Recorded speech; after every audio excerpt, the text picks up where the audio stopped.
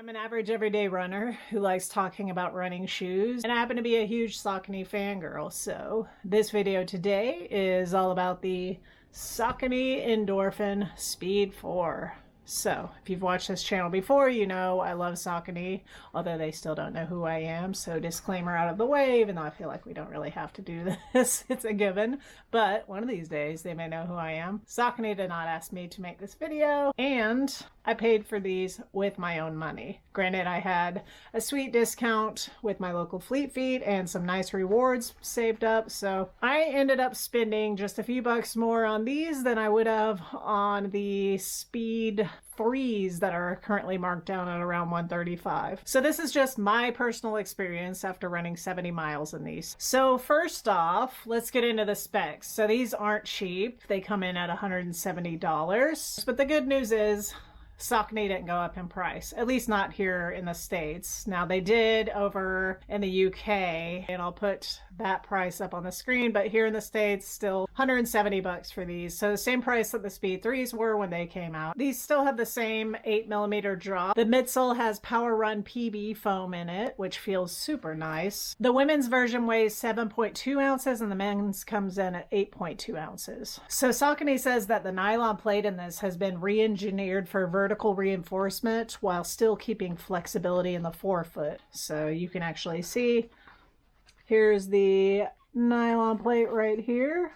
So this is the white violet colorway, and you can actually see the violet nylon plate there. You couldn't even see the plate in the bottom of the Speed 3, and you can see the difference in the winged nylon plate there and the Speed 3s.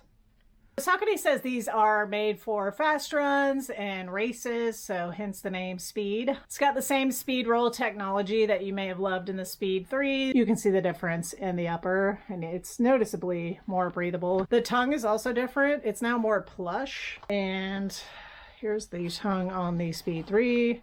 Very thin. I mean, there's nothing wrong with it, but this is just a bit more comfortable. So the tongue in the Speed 4.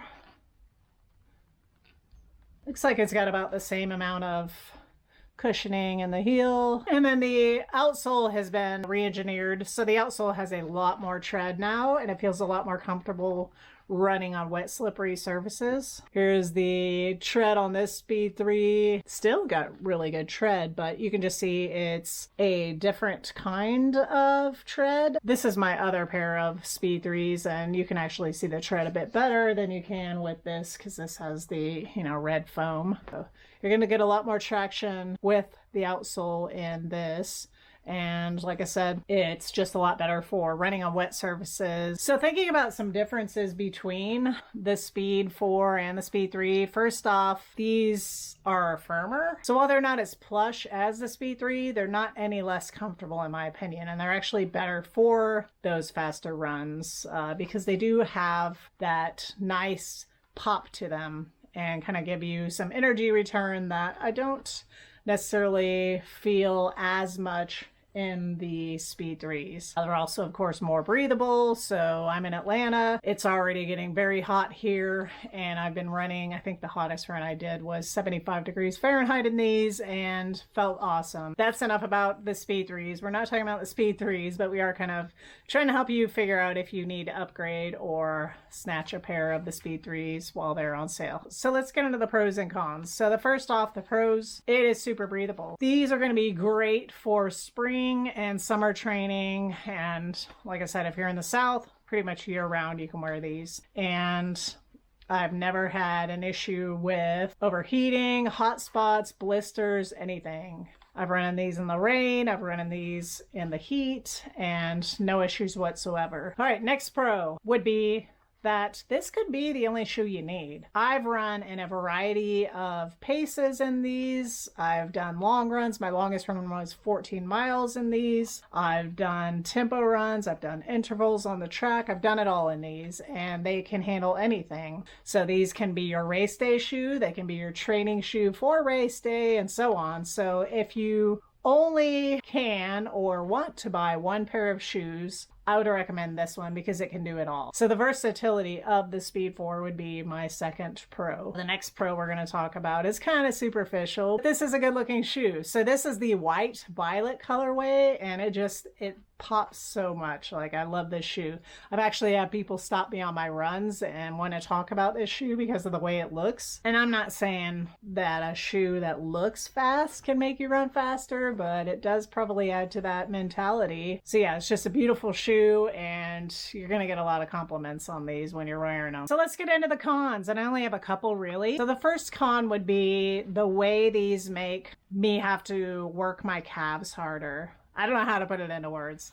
I noticed that I was getting some shin splints and I was getting some pain down the side of my leg after running in these, and I kind of chalked it up to more mileage. I'm in a marathon training block, but I went on a demo run, a Saucony demo run recently. The person I was running with said that she did notice some discomfort in her right calf after running in these that night, and that's exactly what I've been experiencing. And that's not happened to me since I used to run in the Brooks. I think it was like the Ghost 12 or something. Kind of, you know, weird, kind of alarming, but it's also one of those things where I know I need to strengthen my calf muscles. So kind of like with the Asics, it just makes me more aware of what's happening with my running form and my body and things that I perhaps need to work on. So yeah, it's something to think about. If it was just me, I wouldn't even mention it. I've read it online and I've heard it from a few people who have run in these that it does cause your calves to work a little bit harder, but it is something I've not experienced in either pair of my Speed 3s before. I still love this shoe. I'm still putting in many more miles. It's just something that, like I said, I'm more aware of. If you have the Speed 4s and you've experienced this, or even the Speed 3s, leave a comment and let me know down below. All right, my only other con, honestly, would be the price.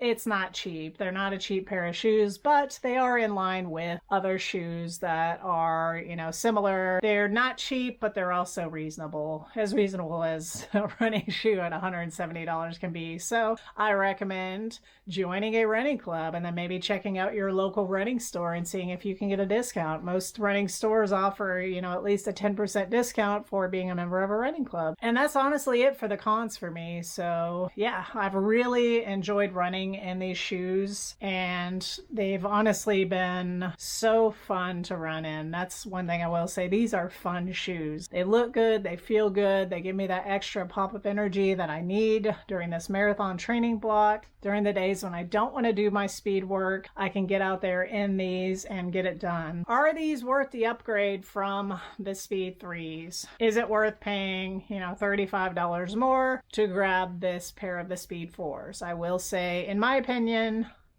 yes. Personally, yes, I have enjoyed these more than the Speed 3s, and don't get me wrong, I still love my Speed 3. It's not going to be the end of the world. You're not going to be a worse runner for not getting the newer version, but I will say if you do have a little bit of extra cash, go ahead and spring for the Speed 4s, and I don't think you'll regret it. So that's my take, my personal opinion on the Saucony Endorphin Speed 4s after 70 miles. So hope you got something good out of this. If you did, please feel free to like, comment, subscribe, all that good stuff, and we will get better yet. Thanks for watching.